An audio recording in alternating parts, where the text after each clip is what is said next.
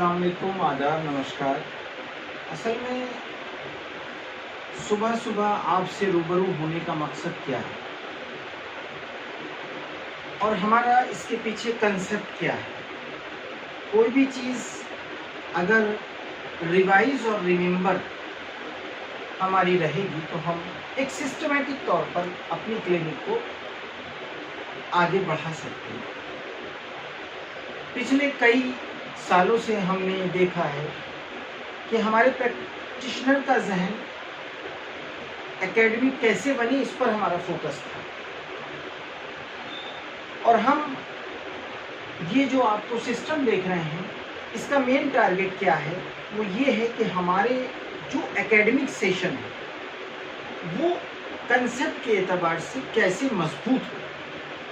उसके लिए कुछ चीज़ें आपके जहन में कभी-कभी आती हैं कि वो चीज़ें आपकी क्लियर नहीं है और आप क्वेश्चन पूछने के बाद भी आप क्लियर नहीं कर पाते।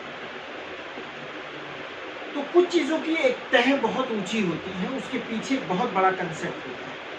उसको समझते समझते आप समझ जाएंगे। लेकिन हम ये ज़रूर कहते हैं कि आप इतना ज़रूर समझ लीजिए कि जवारिश अनारैन हमारे जो पेट के गर्म मिजाज के लोग हैं उन पर असरअंदाज अच्छे तरीके से करती है। जवारिश अनारैन का मिजाज ठंडा है।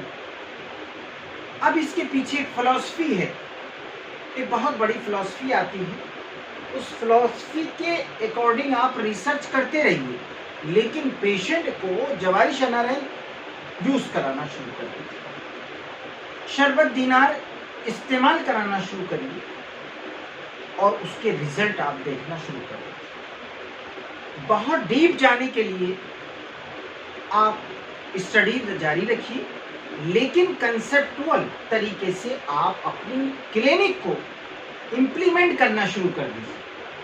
कुछ चीज़ें प्रैक्टिकली समझ में आना शुरू हो जाएंगी।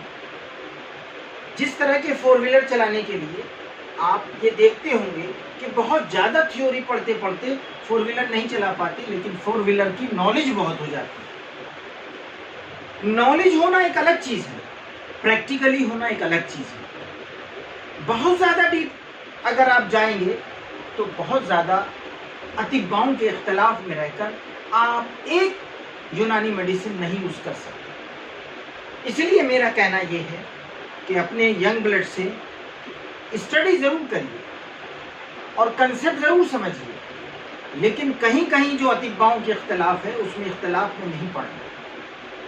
सिंपल वे में प्रैक्टिस करिए। आपको यकीन मानिएगा कि मैं बिल्कुल एक अदना सा मेरी पूरी लाइफ अगर आप हिस्ट्री देखेंगे, 96 बैच मेरा है और मैंने बलरामपुर हॉस्पिटल के अंदर दिन और रात लगाए हैं।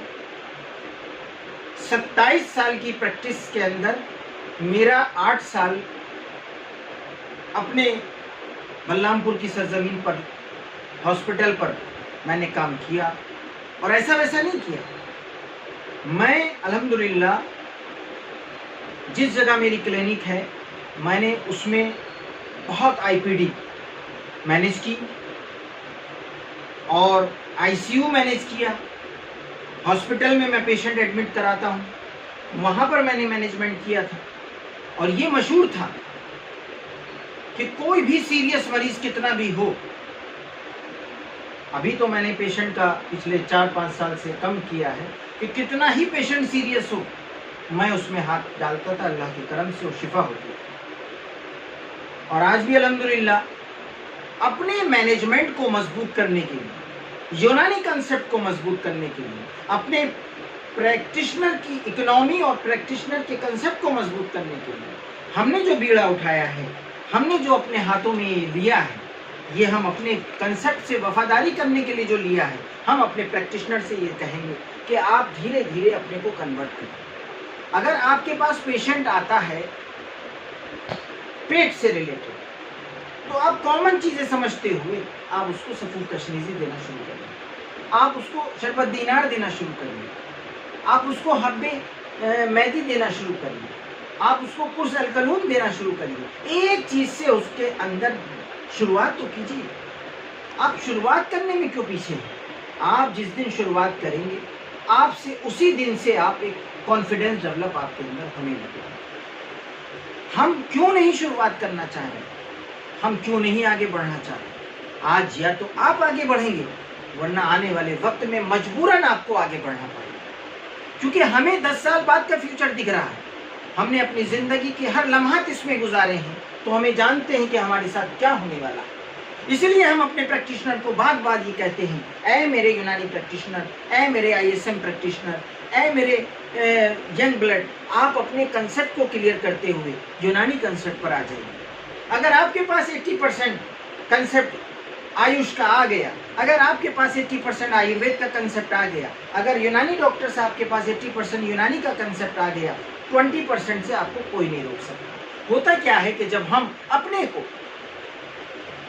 को अपनी पैथी से हटकर दूसरे में जाकर उसमें एक्सपर्टाइजेशन करने की कोशिश करते हैं, तो आप शायद कहीं ना कहीं पीछे जा रहे हैं। आप यूनानी का पीडियाट्रिक डॉक्टर क्यों नहीं बनना चाहते? आप यूनानी का आयुर्वेद का पीडियाट्रिशियन क्यों नहीं बनना चाहते, जिसके पास पूरी रिकवरी है? आप एक फिजिशियन बनकर मार्केट में क्यों नहीं उतरना चाहते? हम आपसे यही रिक्वेस्ट करेंगे कि हम आपको विशेषज्ञ बनाना चाहते हैं, हम आपको एक्सपर्ट फिजिशियन बनाना चाहते हैं। आप इस एकेडमी से जुड़िए, आप हकीम KT अजमल सर की रहनुमाई में वर्क करिए, आपको इंशाल्लाह बहुत कुछ हासिल होगा। यही हमारी दुआएं हैं, और इंशाल्लाह बहुत कुछ हासिल करने के लिए आपके साथ हम हमेशा साथ रहेंगे। शुक्रिया, जज़ाकुमुल्लाह खैर, धन्यवाद, थैंक यू।